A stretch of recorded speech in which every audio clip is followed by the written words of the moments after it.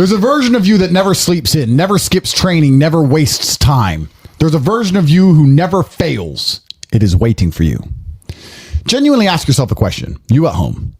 If you had done those things for the last 2 years, you never skipped a training, you never wasted time, you never scrolled TikTok, you never sat aimlessly on the internet typing in garbage, never played video games, you never wasted time. You never skipped training. You were training every single day. You never slept in. You were never lazy. There's this version of you. Imagine the person you would be. Genuinely imagine what you would look like. Imagine where you would live. Imagine the car you would drive. Imagine how much your woman would respect you. Imagine the love you would see in her eyes when she looks at you with adoration like a king. Imagine your existence. That person is waiting for you. And the only thing that's stopping you from being that person is your monumental laziness. You can have it. The universe is very giving. It will give you anything you work for. I've never seen somebody try for something with all of their might and not get it. The only people who do not have the things they want are the people who do not try for them. I've never seen a person wake up and say, my only dedication in life is to solve a Rubik's Cube and fail. You are not stupid. You are not incompetent. You are lazy and arrogant. It's extremely important you understand that that person is waiting for you and you are declining that version of yourself. In the multiverse, in the many different versions of the universe that exist, there is a version of you that does those exact things. And he is a greater person than you can even fathom. You can transform yourself into that guy. You can be a top G. That's exactly what I did. I knew who I was going to have to end up being before I became that person. My brother and I are not from rich families. We are not from advantaged beginnings. But I knew I had to be a big, strong, fighting billionaire. That's what I knew I had to be. Discipline is the key to success. If you cannot force yourself to do something you don't want to do, how are you ever going to put yourself through the suffering required for greatness? If you cannot force yourself to train when you do not want to train, if you cannot force yourself to work when you don't want to work, if you can't force yourself to not log into Pornhub or force yourself to eat right, how can you possibly ever become a monumentally successful person if you cannot control yourself long enough to do what must be done as opposed to what you feel like doing? The only people who get to live their lives based on how they feel are women and children. Children can cry because they feel like crying, as can a woman. A woman can start an argument because she feels like arguing, as can a child. A man must do what he is supposed to do irregardless of how he feels. That is the key component to masculinity, is discipline. If you do not have the discipline to dedicate yourself to anything, you are going to fail and be crushed by the people who can. If you only go to the gym when you feel like going to the gym, you're never going to be as strong as the people who go to the gym when they don't feel like going to the gym. That is a reality of life. So I train every single day. I've actually heard from some people saying, you overtrain. And I explained to them, one, I don't believe in rest. I'm not you. I'm not pussy and I'm not broke like you are, Mr. Fitness Trainer, standing around the gym teaching people for $50 an hour. I don't need to listen to you. Secondly, I don't train because I want to get bigger. I train every day because it is difficult to train every day. It hurts. I don't want to. I wake up and I'm busy. I have other things to do. I don't feel like doing it. So I force myself to do it 7 days a week, 365 days a year, so that I know I'm the kind of person who can do what he doesn't want to do when it needs to be done. I am that man. And it is more of a mental exercise than a physical exercise at this point.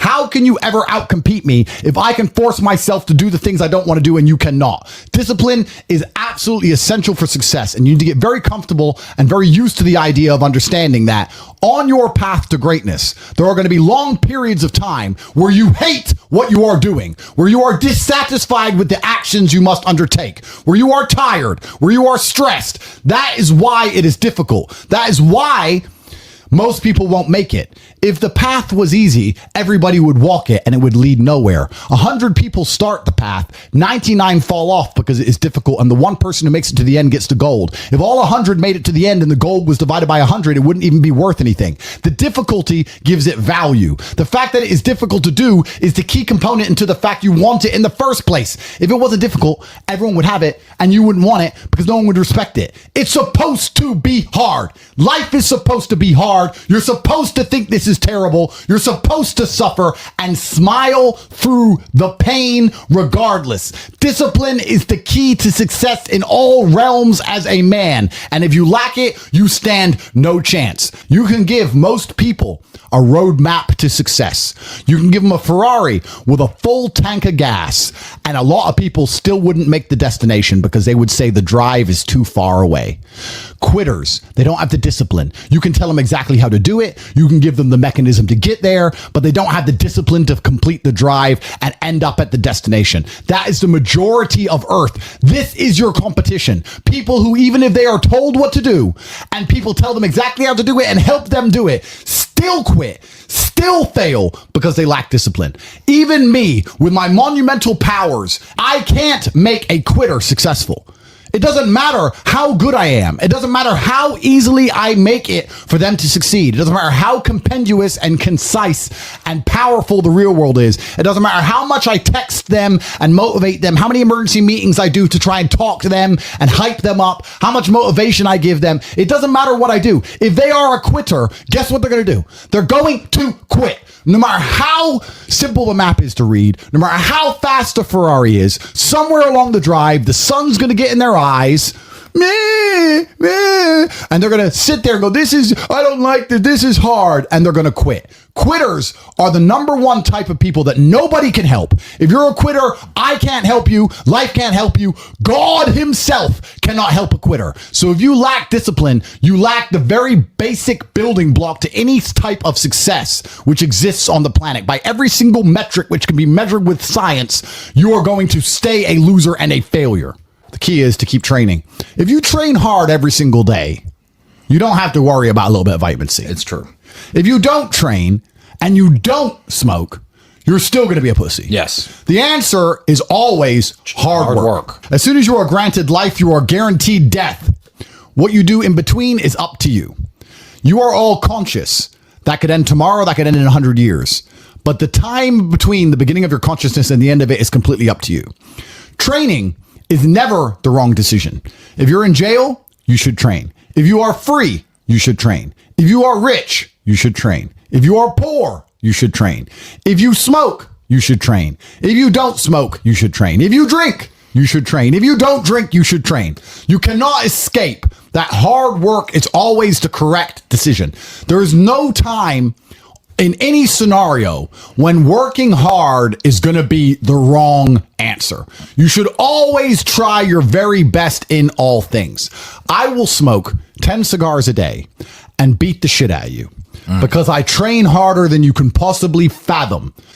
Pain is an extremely important part of the equation. Pain is the elixir of success. When people say this bad thing happened to me and I'm suffering, I say good.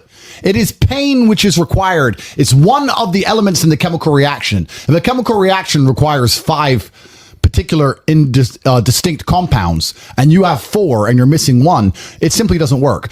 Pain for a man is one of the most important elements in becoming successful. Batman is Batman because they killed his parents. If they did not kill his parents, he would not be Batman. You're supposed to suffer. You're supposed to take that pain.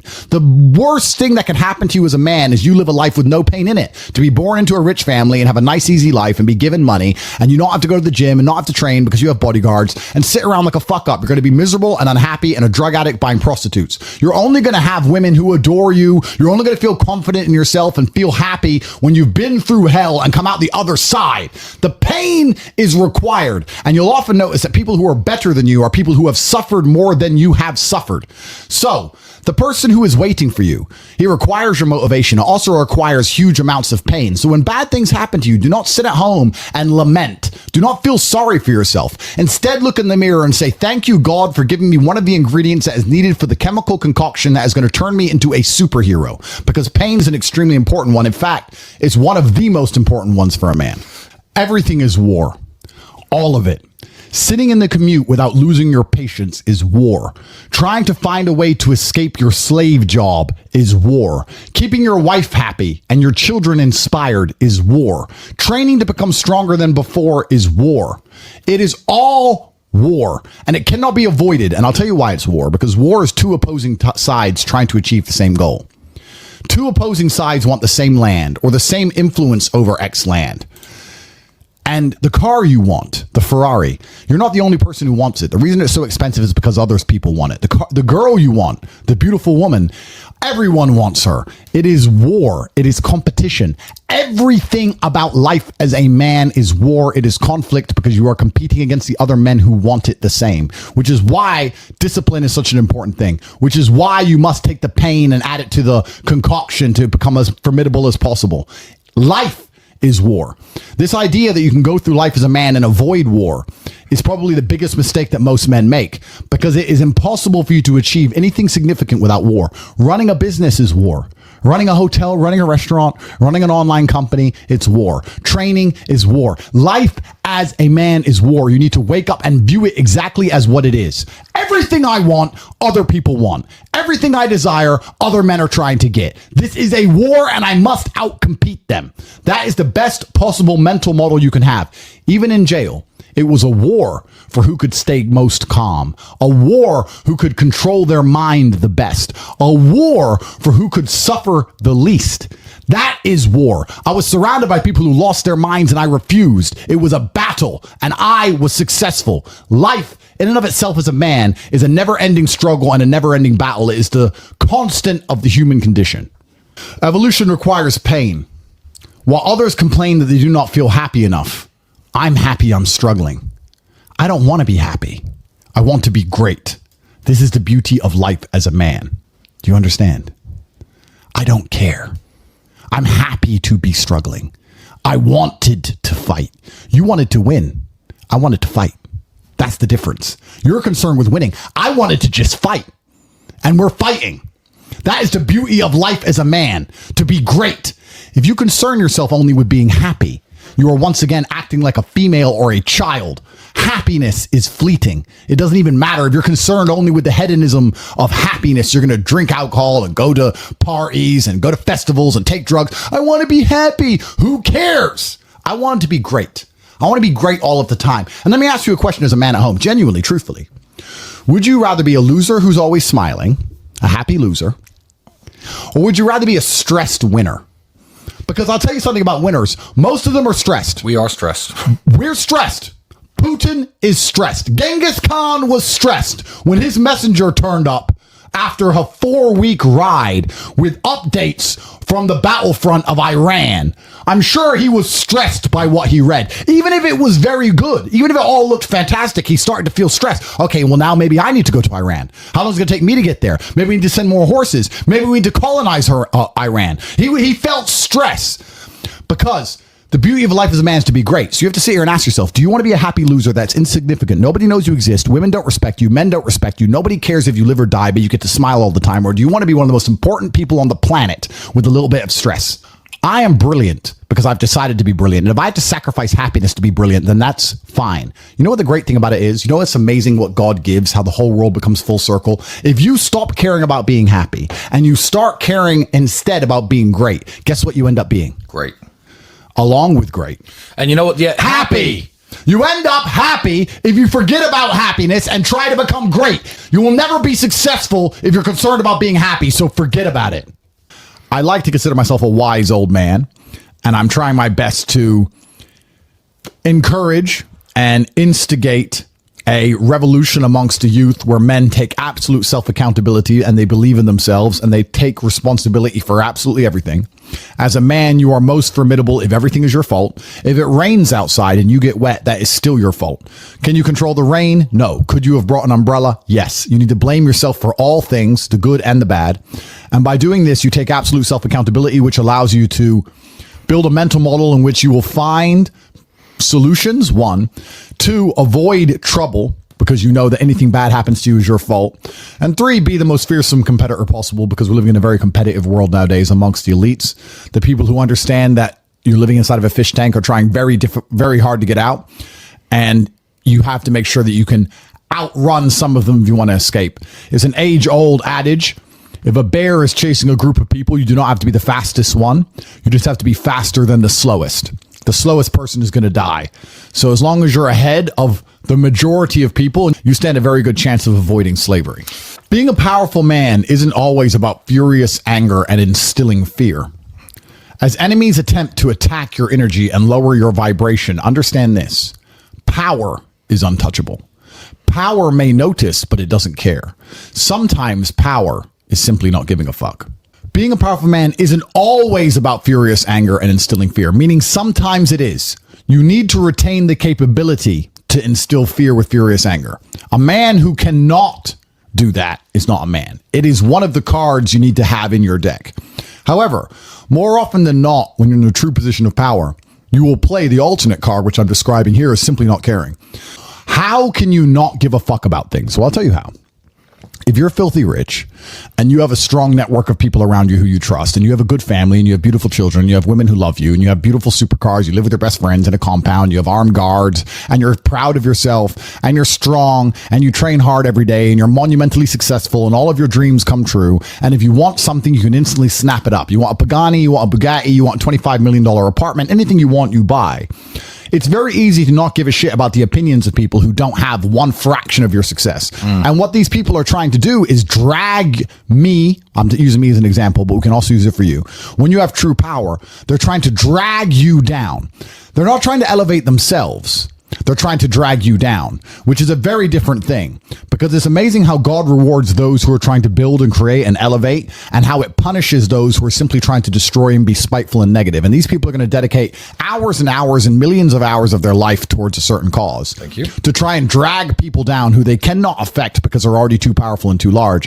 And they're wasting their own human experience, and they're not progressing or advancing themselves in any way. They will stay brokies, and we will stay rich forever. So the lesson here is that you need to get to a position where ignoring people is a move in which you're guaranteed success. You can ignore people completely and they are benefiting you. And that comes from a position of power. And I think a lot of you at home right now, you may not be in our position, but if you're already working hard, you're already going to the gym, you're already training, you make sure that you're getting as much muscles as possible, as much money as possible, you're dedicated, you don't sleep in, you don't waste your time, you don't smoke weed, you don't play video games, you're focused on trying to become fantastic as a person.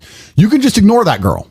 That girl who broke your heart or cheated on you, just ignore her. The most powerful move you can make is ignore her. Yeah, you could yell at her. Yeah, you could try and make her scared of you, blah, blah, right? That's not going to work. The powerful move is just to completely ignore her because you're on your ascent.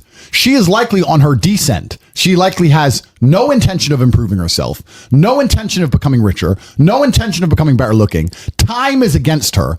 As she gets older, she's going to lose her looks. You're going to continue your ascent, and she's going to have to watch you for the rest of her life be the man that she could have been with that she's no longer good enough for. The best thing you can do is simply ignore her. That is the powerful move. And it's the same with also men. It's not even a gendered argument. There's men who want to be your friends right now, or who wanted to be your friend, and they did something wrong to you. And if you're on the right path doing the right things, karma, God, the universe, whatever you want to call it, is going to teach them a lesson for simply failing to be a good person to you while they had the chance. But when you have a whole bunch of money, you take care of the people you love. And that's the masculine prerogative. And even my brother and I, anyone who's been loyal to us, who's on our team, we monumentally reward. And everyone who ever displayed cowardice or sold us out or made mistakes massively regrets it, because they see how well we treat the people who are close to us. If you lack somewhere, excel somewhere else. Counter your weaknesses by honing other capabilities. If you're ugly, become filthy rich. If you're poor, be as strong as an ox. Life is unfair. The primary focus of your energies is to balance the books. And there's two different ways you could interpret that.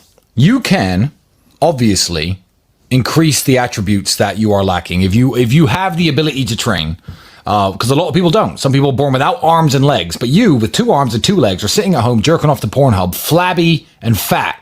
If you have the ability to train, you should be doing it. But also, there are some things that some people are just better at, and you can counteract that problem by teaming up with people who compensate for your weaknesses. People who are strong in areas where you are weak, and you team up with people where you are strong in areas where they are weak. I don't think between the people in this house and our group of friends, we lack anything. Correct. Anything. Correct. Literally anything. We can sit as a group and have a conversation about anything with anyone in the world and give useful insight and change people's lives for the better, because although I am not perfect, our team compensates one for each other. And that's the point of brotherhood. So excel in one area if you lack in others. I have people say to me, Andrew, I'm short. What do I do? I'm short. Okay, God made you short. Fine. Good. Doesn't matter. You can't change it. What you can do is become as strong as an ox and become filthy rich and monumentally important and extremely influential. You can do that. People say, I'm poor. You should be strong. Oh, I'm strong, but I don't have any money. Okay, then teach others to be strong. Yes. There's always a way you can take your advantages and use them. And by teaming up with other men, other people, you can build a team in which there are no weaknesses. So if you have a disadvantage, you also have somewhere God has given you a distinct advantage over others. And it is your duty to excel in that realm. It is your duty to become so monumentally influential and powerful within that specific criteria in which you have the capability to be brilliant, that your weaknesses no longer appear because they can be simply overshadowed by your network or overshadowed by your absolute competence. By constructing the correct mindset, you can be in the exact same scenario you're currently in, living the exact same life with a different mental model in which you view the world, and you will not only feel more powerful, you will be more powerful. You'll achieve more amazing things. You will be greater. You will be happier with the same car, the same woman, the same house, the same income, the same everything. But your mind changes the lens in which you view the world. Lenses change things. Rose tinted glasses, perhaps dark glasses. You can put glasses on, change the lens, and you can view the world differently by changing how your mind is constructed and put together and the way you view the world. That is the point of mental Aikido.